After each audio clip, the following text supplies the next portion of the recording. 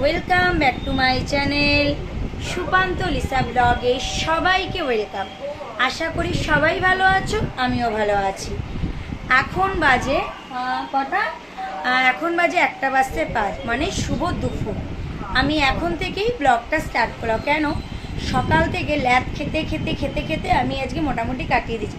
তার কারণ হলো আজকে আমার পতি পরমেশ্বর বাড়িতে রয়েছে। আমার পতি পরমেশ্বর যেহেতু বাড়িতে রয়েছে, সেই কারণে আমি সারাদিন আজকে ল্যাদ খেয়েছি। আর রান্নারও কোনো ঝামেলা নেই, রান্না করাই আছে, শুধু আজকে কাছাকাছির ব্যাপার আছে, আর কিচ্ছু নেই। আমি ল্যাদ খাচ্ছি, মোটামুটি আজকে ল্যাদ খাচ্ছি। আর আজকে একটু গায়ে জল দেবো। কেন বলতো, অনেক দিন হয়ে গেল আমি গায়ে জল দিতে পারছি না। এবার যাই হোক, অনেক দিন তো পন্স করে করে করে করে দিয়ে করেছি, কিন্তু আজকে আমি মেনলি গায়ে একটু জল দেবো। চলো, এখন আমি বিছানার চাদর তুলে ফেলেছি, ওটাকে পাতবো, সেটা তোমাদের সাথে শেয়ার করছি। চলো, দেখতেই পাচ্ছ আমি কিন্তু বিছানার চাদরটা পেতে নিয়েছি। তোমাদের দাদাভাই বললো যে নিচের চাদরটাও একবারে পাল্টে নাও, কেননা অনেক দিন হয়ে গেছে তো, ওই জন্য। তাই যাই হোক, পাল্টে নিচ্ছি পরপর করে একদম। আমার বিছানার চাদর কিন্তু একটু টান টান না থাকলে আমার ভালো লাগে না। আর আমার নিত্য নতুন বিছানার চাদর পাততে বেশ ভালোই লাগে। এরপর ওপরে চাদরটাও কিন্তু আমি বিছিয়ে দিলাম।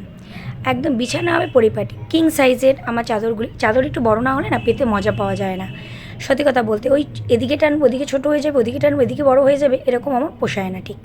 সেই কারণে আমি কিন্তু ঝটাপট, দেখতেই পাচ্ছ, আমি কিন্তু চাদরটা পেতে নিলাম। কেননা আজকে মোটামুটি সব চাদরই সব তুলে ফেলেছি। চাদর তোলার পরে আমি কিন্তু ঘরটাকে পুরো পরিষ্কার করে নিচ্ছি। এই যে এবার তুমি দেখতেই পাচ্ছ যে বালিশের ওয়ারগুলিও ভরে নিচ্ছি। বালিশের ওষার ভরতে ভরতে আমার হট করে মনে পড়লো যে আমি তো বালিশের ওয়ারের মধ্যে দেই না সাধারণত, টেডিগুলি সাজিয়ে নিচ্ছি। যে আমি তো সাধারণত সুতো দিয়ে তোমার দড়ি পড়াই না, আমি গাটার পেঁচিয়ে রেখে দিই। তাই গাটারটা পেঁচিয়ে যথারীতি সেরকমভাবেই আমি রেখে দিলাম। রেখে দিয়ে আর একটা এই যে বক্সের থেকে পেজ বের করে নিলাম। বের করে নিয়ে আর একটা ওষার আমি, দেখুন এটার সাথে অনেকটা ম্যাচ হয়ে যাচ্ছে, অনেকটাই দেখতে পাচ্ছ খয়েরি কালার যেহেতু রয়েছে তাই ম্যাচ হয়ে যাচ্ছে। আমি এবার গিয়ে রান্নাঘর থেকে গার্ডার নিয়ে চলে আসলাম। দিয়ে দেখো আমি কিন্তু এই যে করে দিচ্ছি। এরপরে দেখো টেডিটাকে বসিয়ে নিলাম, আর ওদিকে আর একটা ছোটো স্মল টেডিও আমি কিন্তু বসিয়ে দিয়েছি, দেখতেই পাচ্ছ। এইবার আমি কী করছি, আমার ব্ল্যাঙ্কেটটা, এটা তো আমার নিত্যদিন মানে সারা শীত গ্রীষ্ম বর্ষা আমার চিরকালই ভরসা, বুঝতেই পারলে। এবার চলে এসেছি বড় ঘরটা। এইখানে সব চাদর পাদর তুলে নিয়ে নতুন করে কিন্তু আমি আবার একটা চাদর বিছিয়ে দিলাম। কী করলাম, চাদরগুলিকে আমি কিন্তু পেতে নিচ্ছি। কারণ ঘরের যদি চাদরগুলি ভালো করে, আর সত্যি কথা বলতে না টান টান থাকে ভালো লাগে না, আগেই বললাম। আর এই পর্দাগুলি এনেছি, বাট আমি ফ্লিপকার্ট থেকে পর্দা কিনে স্যাটিসফাইড হচ্ছি না।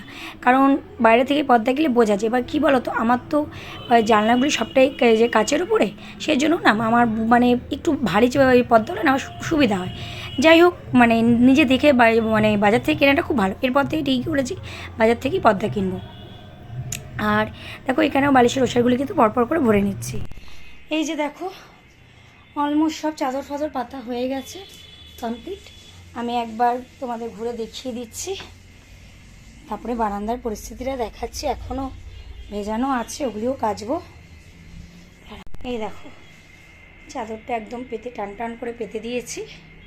কী বলো তো, আমার না চাদর টাদর একটু টান টান না হলে আমার ঠিক মানে পোষায় না, আমার টান টান পরিপাটি করে থাকবে।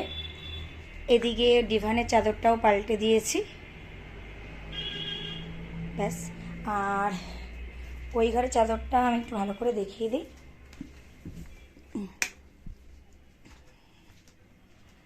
এই ঘরের চাদরটাও দেখে নাও কেমন লাগছে, অবশ্যই কিন্তু কমেন্ট সেকশানে জানিও।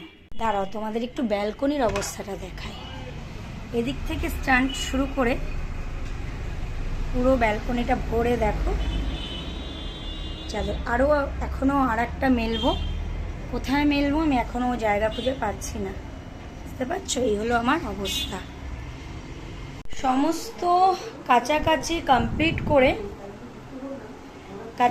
কমপ্লিট করে অলমোস্ট এখন বাজে তোমার 4:10।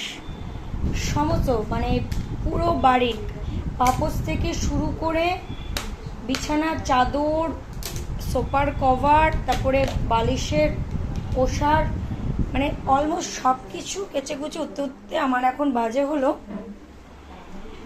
4:10।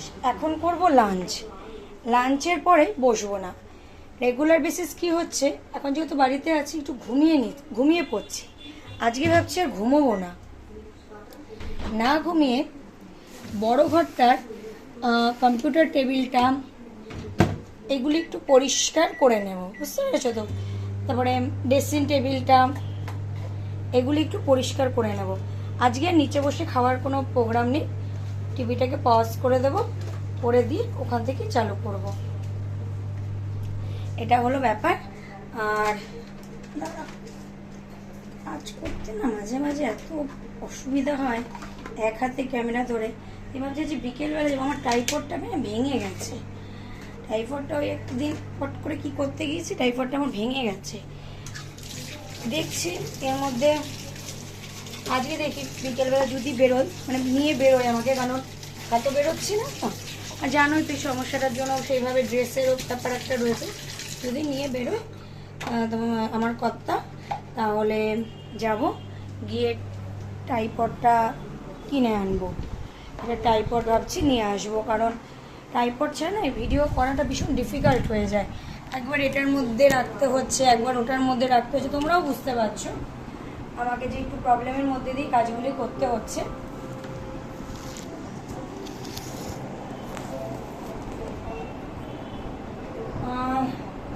যেহেতু আজকে মানে কালকে রাতে গ্যাস হয়ে গেছিল, সেই কারণে আমি আজকে আর না জানো তো ইয়ে করিনি। তো ওই যে আমাদের যে এখানে হোটেল আছে, মানে হোটেল বলতে ঘরোয়া হোটেল, সেখান থেকেই তোমাদের দাদাভাই খাবার নিয়ে এসছে, একদম পাতলা পাতলা খাবার দাবার নিয়ে এসছে। এই ঘরে রয়েছে, এই ঘরে আমি গেঞ্জি প্যান্ট রেখেছি, নিয়ে এসছে, ওটাই এখন লাঞ্চে করে নেব, ওটাই লাঞ্চে করে নেব। আর তারপরে দেখাবো আমি ঘরের কি কি কাজ করি, কারণ আজকে আমি ভাবছি দুটো ঘরেরই ডাস্টিংটা কমপ্লিট করে নেব। আর আগামীকাল যেহেতু বৃহস্পতিবার, পুজোর ব্যাপার রয়েছে, পুজো করে উঠতে উঠতে দেরি হয়ে যায়। আর ভাবছি কালকে রান্নাঘরটা একটু পরিষ্কার করে নেব, রান্নাঘরটা অনেকটা নোংরা হয়ে গেছে। যাই হোক, আর কালকে না হয় রান্নাঘরটা না করার চান্সটাও বেশি। এখন কালকে ঠাকুরের আসনটাকে ভালো করে পরিষ্কার করতে হবে।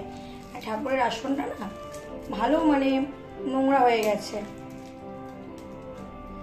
মানে ভালো নোংরা হয়ে গেছে, আসনটায় সব কাপড় টাপড়গুলি চেঞ্জ করতে হবে।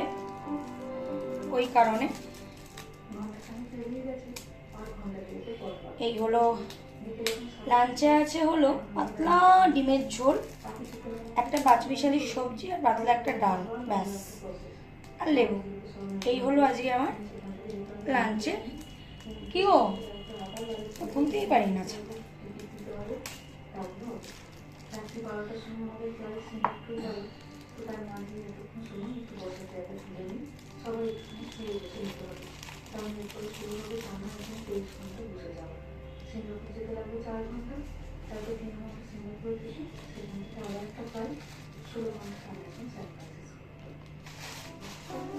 ঠিক আছে, লাঞ্চটা করে নিয়ে তোমাদের সাথে আবার আসছি। লাঞ্চ অলমোস্ট কমপ্লিট,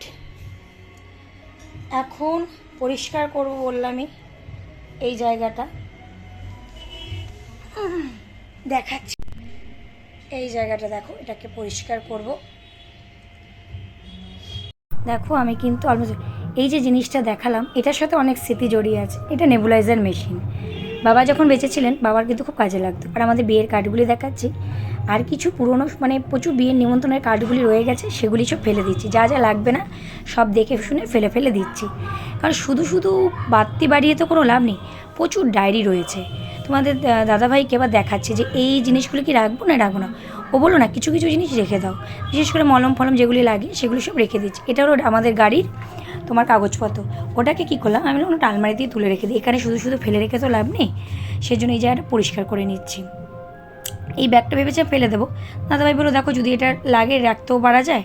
চলে গেলাম কলিন আনতে, কারণ কলিন দিয়ে ডাস্টিংটা না করলে না জিনিসটা পরিষ্কার হচ্ছে না। দেখতেই পাচ্ছ কি সুন্দর করে আমি পরিষ্কারটা করে নিলাম।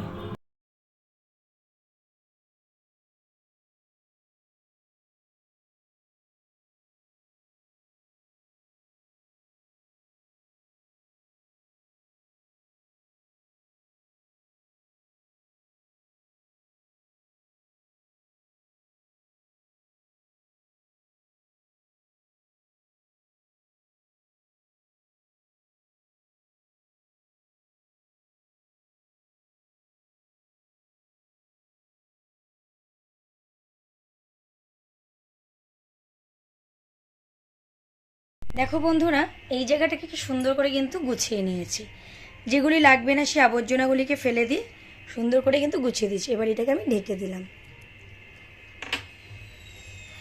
আর এই ওপরের জায়গাটা, এখানেও যেগুলি লাগবে না সেগুলি সরিয়ে দিচ্ছি, যেগুলি লাগবে সেগুলি রেখে দিচ্ছি। কেমন লাগছে অবশ্যই কিন্তু কমেন্টে জানিও। সব পরিষ্কার করে বসলাম। মোটামুটি যতটা পেরেছি করে দিয়েছি। দেখিয়ে দিই একবার, দেখে নাও। ড্রেসিং টেবিলের সামনেটা একদম ফাঁকা করে দিয়েছি পরিষ্কার করে। আমার এই কপ্তা মাসের সরো।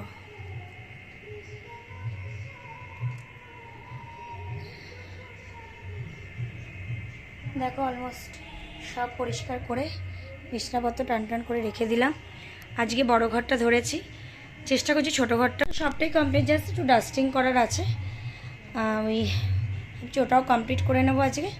তাহলে কালকে ঠাকুরের সিংহাসনটা ধরবো, আর শুক্রবার দিন ইচ্ছা আছে রান্নাঘরটা ধরে নেব। যাই হোক, দেখা যাক কী করি না করি। যাই করবো তাই তো তোমাদের সাথে শেয়ার করবো অবশ্যই। আর আজকে শিবরাত্রি তো করিনি, আমাদের যেহেতু কালো শীত চলছে। চলো তোমাদের সাথে আবার পরে আসবো। ফ্রেন্ডস দেখো, এই যে আমাদের নিচে তো শিব মন্দির আছে, এখানে এক এক করে সবাই আসছে, জল দিচ্ছে। আর তোমাদের তো বলেইছি যে আমাদের কালো শীত চলছে বলে আমি দিতে পারলাম না। যাই হোক, দেখতেই পাচ্ছ মন্দিরটাকেও সাজিয়েছে।